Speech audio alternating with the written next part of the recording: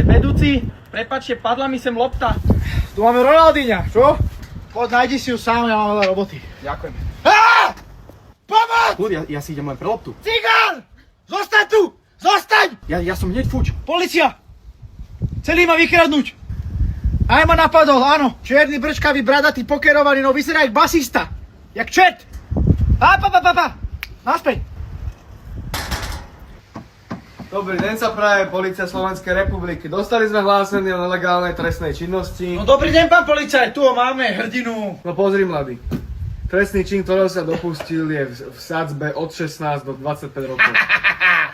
Počul si ho? No darmo teraz pomneš púliš tie veľké očiská, taký je trestný zákon, to som ja nevymyslel.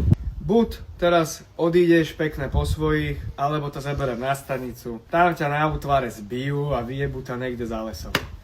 A čo, mladý, budeš rozumný? Ja odídem, jasne. Ja pôjdem.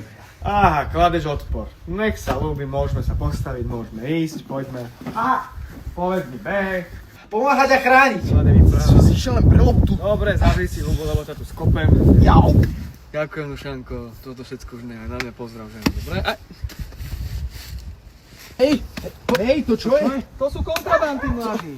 To není moje. No, to teda neuveria toto. Vieš, čo sa robí takým mladým, jak ty?